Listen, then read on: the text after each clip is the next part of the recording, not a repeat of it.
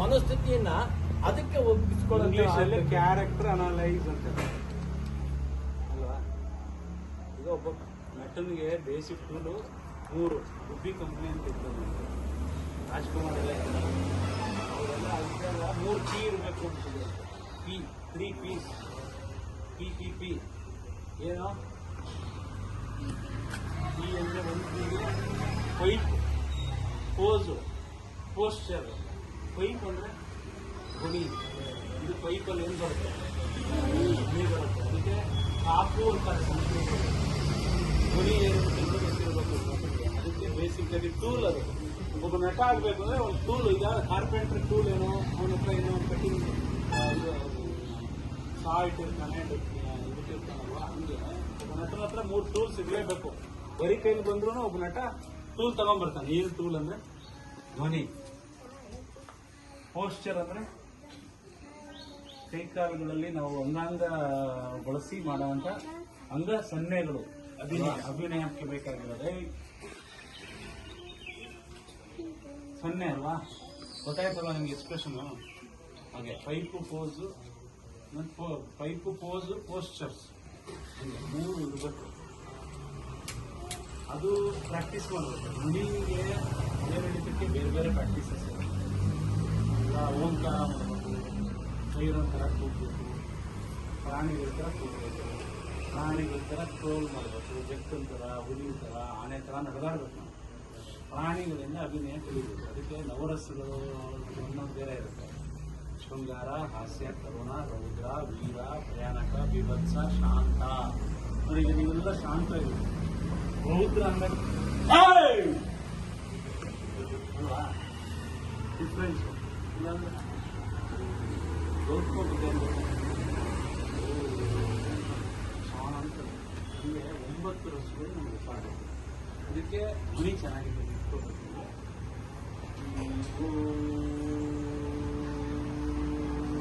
ಓಂಕಾರ ಇದು ಯೋಗ ಎಲ್ಲ ಬರ್ತಲ್ಲ.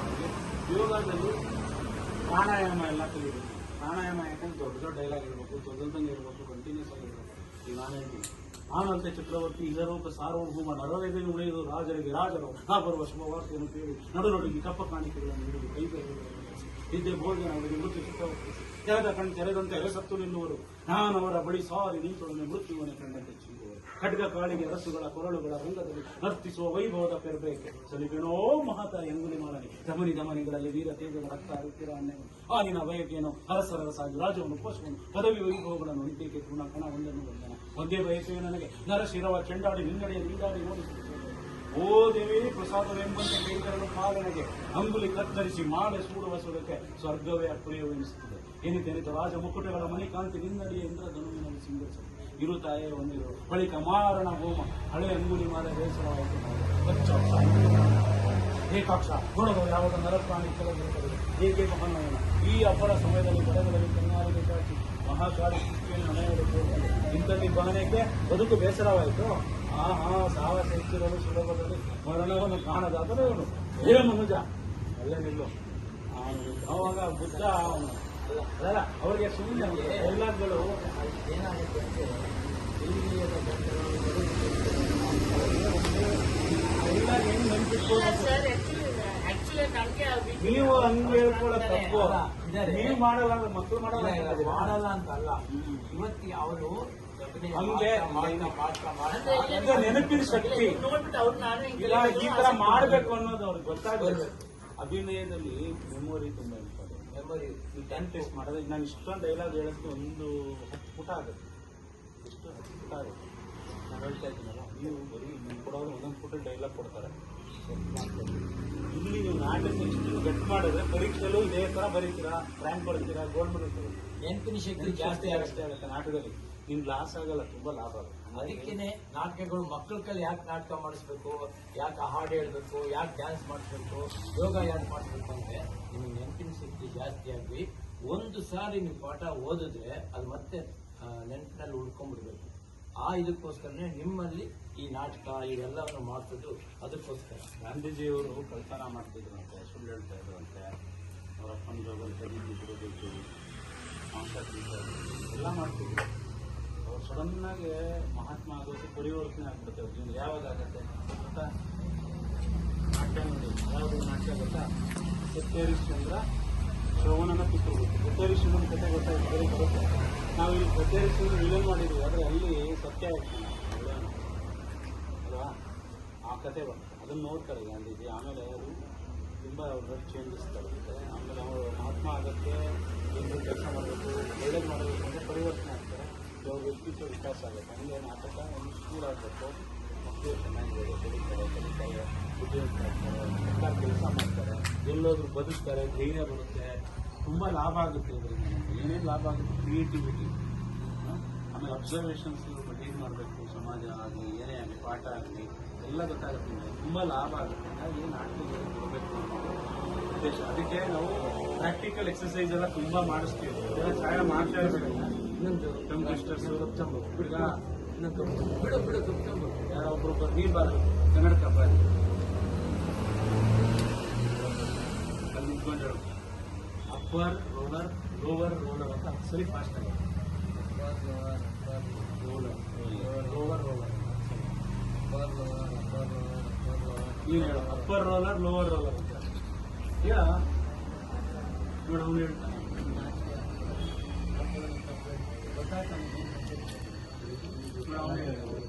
ಅಂದ್ರೆ ಅವನು ಶಾರ್ಪ್ ಇದ್ದಾನೆ.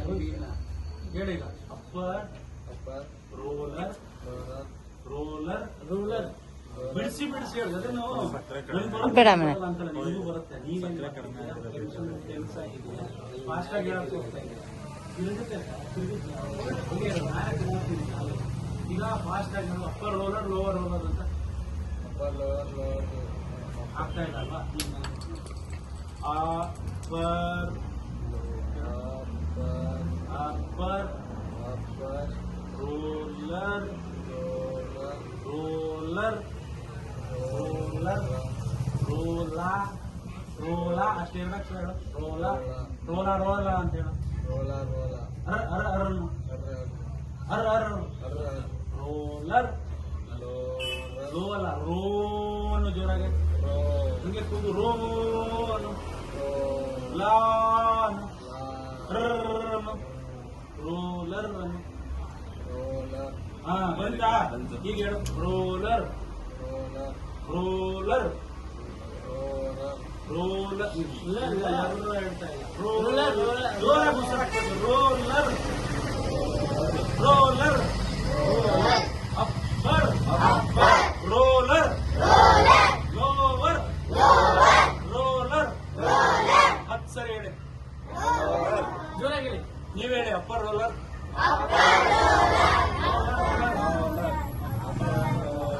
ಜೋರಾಗಿ ಹೇಳಿ. ಪ್ರಾಕ್ಟೀಸ್ ಮಾಡಿ. ಹಂಗೆ ಸಂಪಂಗಪ್ಪನ ಮಗ ಬರೀ ಸಂಪಂಗಪ್ಪಣ್ಣ ಹೇಳ.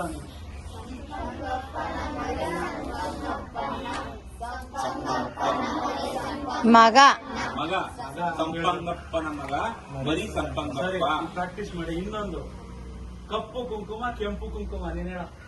ಕಪ್ಪು ಕುಂಕುಮ, ಕೆಂಪು ಕುಂಕುಮ. ಸರಿ ಹೇಳ. ಕಪ್ಪು ಕುಂಕುಮ, ಕೆಂಪು ಕುಂಕುಮ, ಕೆಂಪು ಕುಂಕುಮ. ಹಾಗೆ ಪುಕ್ಕ, ಗೂಬೆ ಪುಕ್ಕ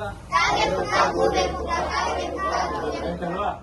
ಅವಳು ಅರಳು ಅಳೆದ ಕೊಳಗದಲ್ಲಿ ಇವಳು ಅರಳು ಅಳೆದಳು. ಅರಳು ಅರಳು ಅಂದ್ರೆ ಅರಳೆಣ್ಣೆ ತಲೆಗೆ ಅರಳೆಣ್ಣೆ. ಅವಳು ಅರಳು ಅಳೆದ ಕೊಳಗದಲ್ಲಿ ಇವಳು ಅರಳು ಅಳೆ. ಕೊಳಗ ಅಂದ್ರೆ ಇಂಗ್ಲಿಷ್ ಕೊಳಗೆ ಅಂತ ಅರಳು ಅರಳು ಹಳೆದಳು. ಅವಳು ಅರಳು ಹಳೆದ ಕೊಳಗದಲ್ಲಿ ಇವಳು ಅರಳು ಹಳೆದಳು. ಅರಳು ಹಳೆದಳು ಹಳೆದಳು. ಈಗಿನ ನಿಧಾನಕ್ಕೆ ಅರಳು ಹಳೆದ ಕೊಳಗದಲ್ಲಿ ಇವಳು ಅರಳು ಹಳೆದಳು. ಅವಳು ಅವಳು ಅರಳು ಅಳೆದ ಕೊಳಗದಲ್ಲಿ ಇವಳು ಅರಳು ಅಳೆದಳು. ಅವಳು ಅರಳು ಅಳೆದ ಕೊಳಗದಲ್ಲಿ ಇವಳು ಅರಳು ಅಳೆದಳು. ಅವಳು ಅರಳು ಅಳೆದ ಕೊಳಗದಲ್ಲಿ ಇವಳು ಅರಳು ಅಳೆದಳು. ನೀವು ಹಿಂಗ್ ಹೇಳ್ಬೇಕು. ಇವೆಲ್ಲವನ್ನು ಬರ್ಕೊಂಡು ಪ್ರಾಕ್ಟೀಸ್ ಮಾಡಿ. ಬರ್ಕೊಂಡು ಅದು ಸ್ಪೀಡ್ ಆಗಿ ಹೇಳ್ಬೋದಲ್ಲೇ ಇಂಗ್ಲಿಷ್ ಅಲ್ಲೂ ಇದೆ. ಸೇಲ್ಸ್ ಸಿ ಅಂದ್ರೆ ಸಮುದ್ರ, ಶೆಲ್ಸ್ ಅಂದ್ರೆ ಶಂಕ. She sells sea shells sea shore. Shore ಅಂದ್ರೆ ದಡ.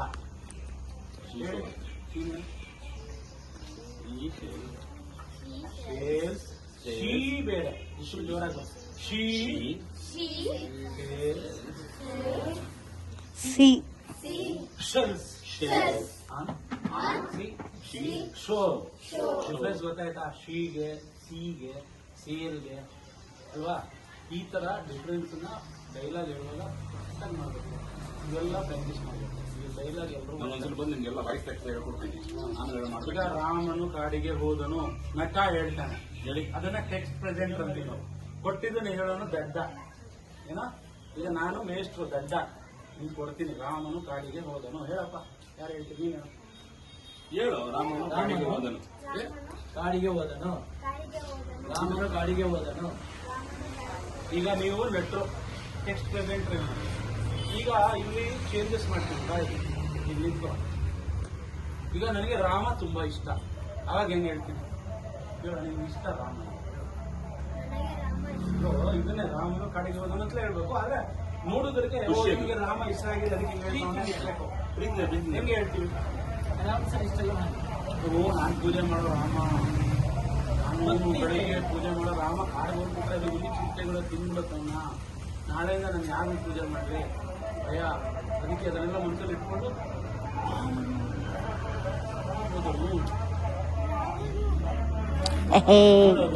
ಸ್ಟ್ರೆಸ್ ಮಾಡ್ತೀಯ ಅಷ್ಟೇ. ಈಗ ರಾಮ ಅನ್ನೋದನ್ನ ಸ್ಟ್ರೆಸ್ ಮಾಡಿ ಹೇಳ್ತೀಯ, ಅವಾಗ ಇಂಪಾರ್ಟೆನ್ಸ್ ಯಾರಿಗೆ ಹೋಗುತ್ತೆ? ರಾಮನಿಗೆ. ರಾಮನು ಈಗ ರಾಮನನ್ನು ನೆಗ್ಲೆಕ್ಟ್, ಕಾಡ್ ಇಂಪಾರ್ಟೆಂಟ್. ನನ್ನ ಪರಿಸರವಾಗಿ ಇವರು ಪರಿಸರ ಅಂದ್ರೆ ತುಂಬಾ ಇಷ್ಟ. ಯಾವ ರಾಮ ಆದ್ರೇನು, ಭೀಮ ಆದ್ರೇನು, ಕಾಡಿಗೆ ಹೋದ್ರೆ ಎಲ್ಲ ತುಳಿದು ಸಸಿ ಎಲ್ಲ ಹಾಳು ಮಾಡ್ತಾರೆ. ಈ ತರ ನೆಟ್ ಬಂದಿಸಿ ನಾವು ಫಾರೆಸ್ಟ್ಗೆ ಹಾಳು ಮಾಡ್ತಾರೆ. ಫಾರೆಸ್ಟ್ ಆಫೀಸ್ಗಳು ಹೌದು. ಇವರು ಬೇಜಾರಾಗುತ್ತೆ. ರಾಮ ಅಂದ್ರೆ ನನಗೆ ನೀವು ಪೂಜೆ ಮಾಡ್ತಾರೆ ಅಂತ. ಅವಾಗ ಅವ್ರೇನು ಹೇಳ್ತಾರೆ ಗೊತ್ತಾ?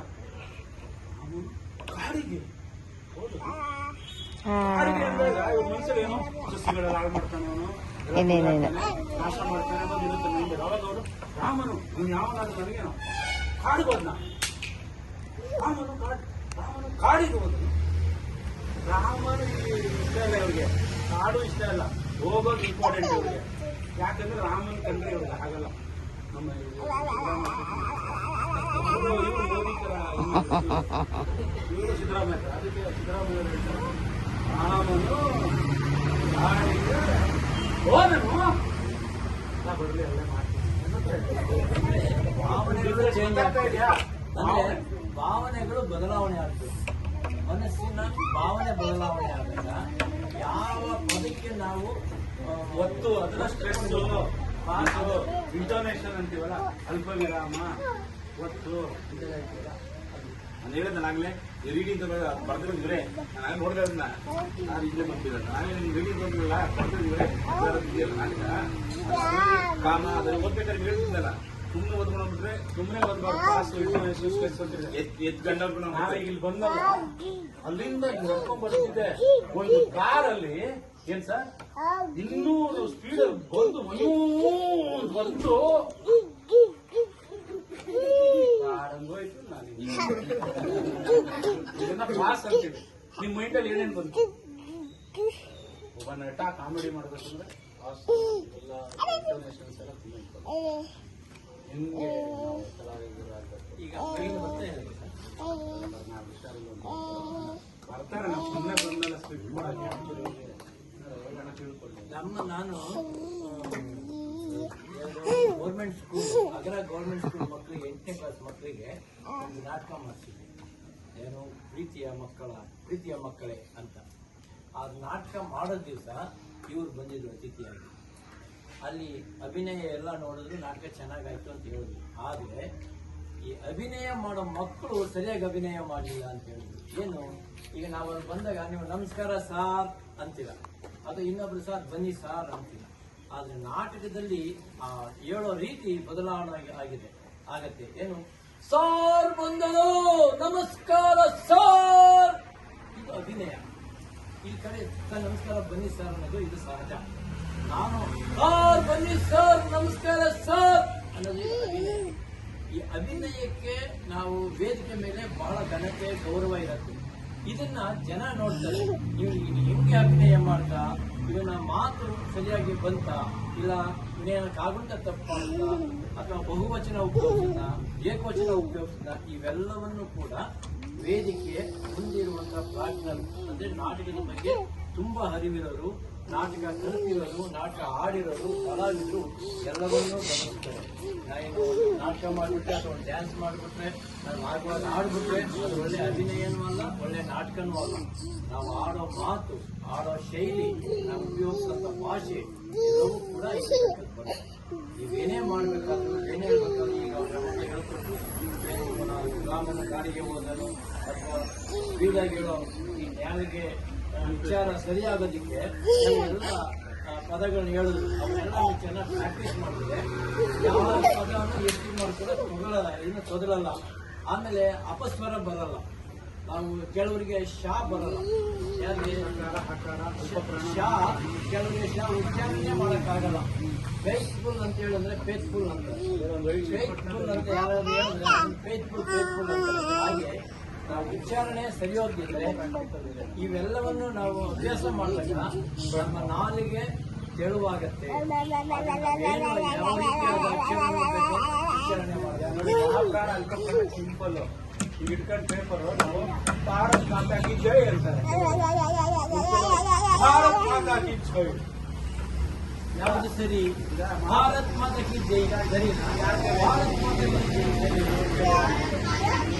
ಪೇಪರ್ ಬಾಯ ಹತ್ರ ಇಟ್ಕೊಂಡು ಭಾರತ್ ಮಾತಾಗೆ ಜೈ ಅಂತ ಇಟ್ಟು ನೋಡಿ, ಇವನು ಇಟ್ಕೊಂಡು ಭಾರತ್ ಮಾತಾಗೆ ಜೈ ಅಂತ ಬಾ ಅಂದಾಗ ಗಾಳಿ ಆಡ್ಲಿಲ್ಲ, ಪೇಪರ್ ಆಡ್ಲಿಲ್ಲ. ಇದು ಅಲ್ಪ ಪ್ರಾಣ ಬಾ ಇವ್ನು ಹೇಳಿದ್ದು. ಮಹಾಪ್ರಾಣ ಹೇಳ್ಬೇಕು, ಹೊಟ್ಟೆ ಹೇಳ್ತಿದ್ರು ಅವಾಗ ಬಾ ಏನಾಯ್ತು ಪೇಪರ್ ಗಾಳಿ ಜೋರಾಗಿ ಬಿಡ್ಬೇಕು ಮಹಾಪ್ರಾಣಕ್ಕೆ. ಭಾರತ್ ಮಾತಾ ಕಿ ಜೈ, ಭಾರತ್ ಮಾತಾ ಕಿ ಜೈ ಅಂದ್ರೆ ಮಾಡಲ್ಲ. ಅದು ಅಲ್ಪ ಪ್ರಾಣ, ಮಹಾಪ್ರಾಣ, ಸಿಂಪಲ್. ಈ ತರ ಎಲ್ಲಾ ಮಹಾಪ್ರಾಣ ಉಚ್ಚಾರಣೆ ಮಾಡಬೇಕಾದ್ರೂ ಕೂಡ ಕ ಖ ಹೆಚ್ಚು ಗಾಳಿ ಈಚೆ ಬರುತ್ತೆ, ಅವಾಗ ಇದು ಶೇಕ್ ಆಗುತ್ತೆ. ಮಹಾಪ್ರಾಣ ಆಗ್ಬೇಕಾದ್ರೆ ಹೊರಗಡೆಯಿಂದ ಬರಬೇಕು. ನಾವು ಕ್ಯಾರೆಕ್ಟರ್ ಎಲ್ಲ ಈಗ ಗಾಂಧಿ ಆಗ್ಬೇಕು, ಕಳ್ಳ ಆಗ್ಬೇಕು, ನಾನು ರಾಜ್ಕುಮಾರ್ ಕ್ಯಾರೆಕ್ಟರ್ ಇರುತ್ತೆ, ಅನಲೈಸ್ ಮಾಡ್ತೀವಿ, ವಿಶ್ಲೇಷಣೆ ಮಾಡಬೇಕು. ಈಗ ವೀರಪ್ಪ ಒಂಥರ ಪಾತ್ರ ಮಾಡಬೇಕಂದ್ರೆ ವೀರಪ್ಪನ ಕೊಲೆಗಾರ ಇಲ್ಲ, ಅವ್ನ ಹಿನ್ನೆಲೆ ಸ್ಟಡಿ ಮಾಡಬೇಕು. ಅಂದರೆ ಅವನು ಸಾಮಾಜಿಕವಾಗಿ ಎಲ್ಲಿಂದ ಬಂದ, ಅವನ ಎಜುಕೇಷನ್ ಇದೆಯಾ, ಅವನ ಎಕನಾಮಿಕಲಿ ಅಂದರೆ ಆರ್ಥಿಕವಾಗಿ ಸಾವುಕಾರನ ಬಡವನ, ಅವನು ಓದಿದಾನ ಓದಿದ ಶಿಕ್ಷಣ, ಮನುಷ್ಯ ಚೆನ್ನಾಗಿದ್ದಾನ, ಇವೆಲ್ಲನೂ ಸ್ಟಡಿ ಮಾಡಬೇಕು. ಅವ್ನು ಬಂದು ಹಿನ್ನೆಲೆಯಿಂದ ಅವ್ನ ಲ್ಯಾಂಗ್ವೇಜ್ ಅಕ್ಸೆಂಟು, ಅವ್ನು ಕೊಲೆಗಾರನ ಹೆಂಗೆ ಮಾತಾಡ್ತಾನೆ, ಧಾರವಾಡದ ಹೆಂಗೆ ಮಾತಾಡ್ತಾನೆ, ಚೈನಾ ಬಂದ ಹೆಂಗೆ ಮಾತಾಡ್ತಾನೆ, ಮೈ ಬಣ್ಣ ಹೆಂಗಿರುತ್ತೆ, ಅವ್ನ ಬಟ್ಟೆ ಹಾಕೋದು ಹೆಂಗಿರುತ್ತೆ, ಇವೆಲ್ಲ ನಾವು ಕ್ಯಾರೆಕ್ಟರ್ನಲ್ಲಿ ಇದ್ದು ಸ್ಟಡಿ ಮಾಡ್ತೀವಿ. ಈ ಪಾತ್ರ ಹೇಳಿಸ್ಕೊಡ್ರ ಹೋಳಿ ಅವನು ಯಾರು ಬರ ಏನೋ ಮಾಡ್ತಿದ್ದೆ ನಾನು. ಹೋಳಿ ಎಲ್ಲ ಹೋಗಲ್ಲ. ಈಗ ಕ್ಯಾರೆಕ್ಟರ್ ಅನಲೈಸ್ ಬಗ್ಗೆ ಹೇಳ್ತಾ ಇದ್ದೀವಿ. ಪಾತ್ರ ತಲ್ಲೀನತೆ ಆವತ್ತು ಈಗ ನಿಮ್ಗೆ ನಿಮ್ಮ ಮೈಸ್ಟ್ರು ಹೇಳ್ತಾರೆ, ಇವ್ರ ಹೆಸರು ತೌಸಿಫ್ ಹೇಳ್ತಾರೆ, ನಮ್ಮ ಆಶ್ರಮಕ್ಕೆ ಯಾರೇ ಬಂದ್ರು ನೀವು ನಮಸ್ಕಾರ ಮಾಡಬೇಕು ಹೇಳಿರ್ತಾರೆ. ಅವ್ರ ಪಾಪ ಮೇಷ್ಟ್ರು ಟೆಕ್ಸ್ಟ್ ಕೊಟ್ಟರು ನಿಮ್ಗೆ, ನೀವು ನಮಸ್ಕಾರ ಸಾ ಅನ್ನೋದಕ್ಕೂ ಹೃದಯದಿಂದ ನಮ್ಗೇನೋ ಹೆಲ್ಪ್ ಮಾಡಕ್ ಬರ್ತಿದ್ದಾರೆ, ಯಾರೋ ನಮಗೆ ತಂದೆ ತಾಯಿ ತರ ಬರ್ತಿದ್ದಾರೆ, ಅಪ್ಪ ಬರ್ತಾ ಇದ್ದಾರೆ, ಅಣ್ಣ ಬರ್ತಾ ಇದ್ದಾರೆ, ತಮ್ಮ ಬರ್ತಾ ಇದ್ದಾರೆ, ನೀವು ಮುಂಚೆ ಅಂದ್ಕೊಂಡು ನಮಸ್ಕಾರ ಮಾಡೋದು ಬೇರೆ. ಅವ್ರು ಹೇಳಿದ್ದಾರೆ ಮಾಡಬೇಕು ಅಂತ ನಮಸ್ಕಾರ ಸಾರ್ ಅಂತ ಕರಿಬೇಕು. ನೀವು ಭಾವಪೂರ್ಣ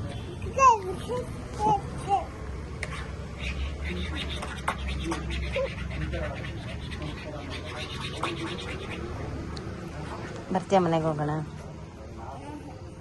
ಬಾರೆ.